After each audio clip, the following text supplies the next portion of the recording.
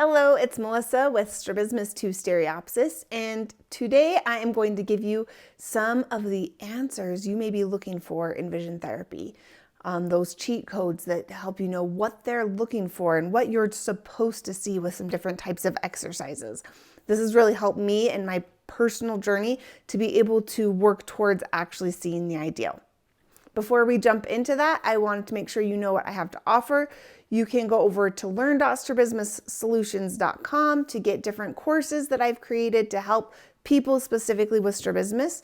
You can also sign up for a call over Zoom or get one of the mini downloads that are there for free that help you know how to navigate your own journey. Now, in vision therapy, there's a huge focus on this discovery learning where you don't get any of the answers, right? The vision therapists ask lots and lots of questions, but they don't tell you what you're supposed to see on these various vision exercises, whether it's a vectogram or the Brock string or luster, right? You have all these exercises and they don't give you the answers. You're just supposed to be able to kind of discover them on your own, which is ideal. I would say that for most patients, that's ideal and it's very successful. And for me, that just is not how it has worked. For me, I learn better if I know what I'm trying to get to, and then I can kind of work towards that. And I kind of know the answers in advance. This is how I'm a math teacher, right? This is how I did so much math, is I would look at the answer in the back of the book and then work towards it. Or when I'm reading a book, I am one of those terrible people who reads the last couple pages because I just can't handle it. And then I enjoy the book so much more because I know what I'm working towards, right? This is how my brain operates. This is how I have the most success in a lot of areas of my life. And maybe I'm not getting that deep understanding that I could have gotten in that full experience or whatnot. You could argue. If you're one of those people that is the opposite of me, just stop the video right now because I'm going to ruin it. This is like spoiler alerts. And I'm going to give the answers of what you're supposed to see on some different vision exercises.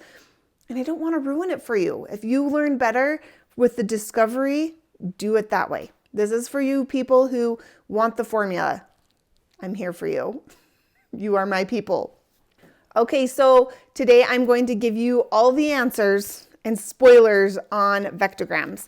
Now, these same principles are going to apply to different types of anaglyph, or I think they're tranaglyphs anyways. They're the ones that are used with red and green glasses, same principles, but this is just an exercise used with polarized glasses. And these same principles actually apply to many, many, many different types of eye exercises.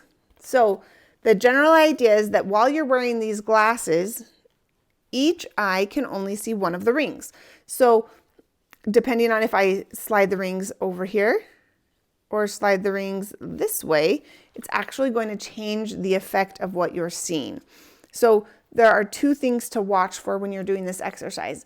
One is that the location of where the ring looks like it is changes, right? We know that the actual ring is on this plastic card, but with the glasses and separation, it's actually going to give the illusion that it's floating either in front of or behind the card. So this is the first thing that there is to notice about a vectogram.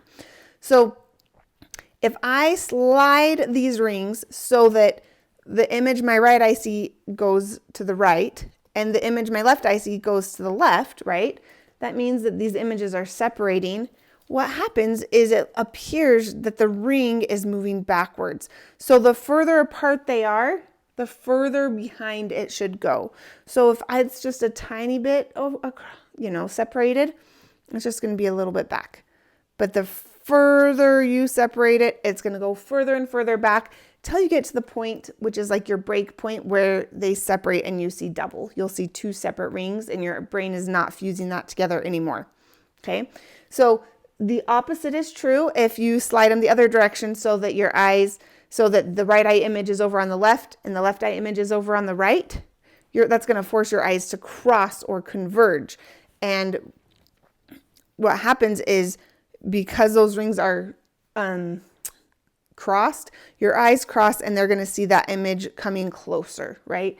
And so again, the further the disparity between the two circles, the bigger the separation, the closer that ring is going to look like it's floating towards you.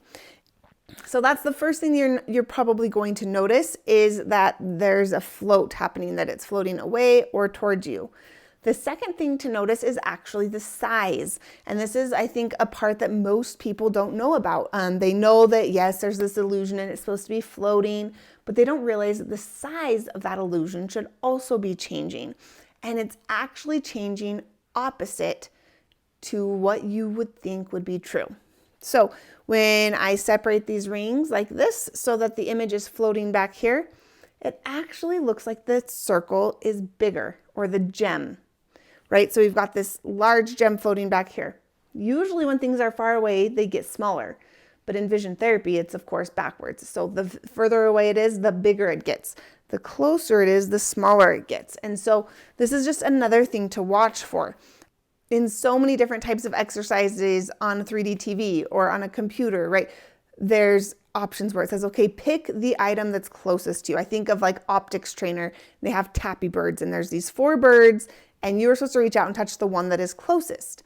Well, so I'm always looking for that distance, right? I'm looking for which one is closest, which one's furthest, am I converging or diverging, right? We're looking at the further away and the closer. But when I start cueing in my brain and say, is there a size difference? Look for the size difference. All of a sudden, I can see that difference in size, and there's actually one bird that's smaller, and I know that's the closest one. And so I can use those different cues, both the location and the size. And when you can get both of those working together, it becomes even more magic. And so I'm not trying to just give you the answer so that you can go into your vision therapy appointment and just wow your vision therapist.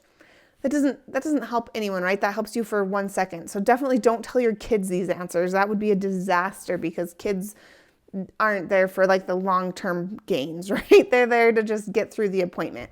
But as an adult, can you look for that? That was my first step, was imagining. I would look at this. I have the string so I can hang it from the ceiling.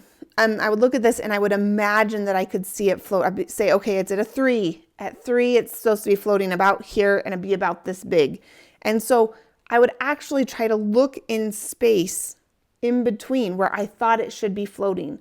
Instead of looking back at the card, I started looking where it should be and looking for that size. And I would start tracing it in the air. Even though I couldn't quite see it, I would trace where I thought it should be, right?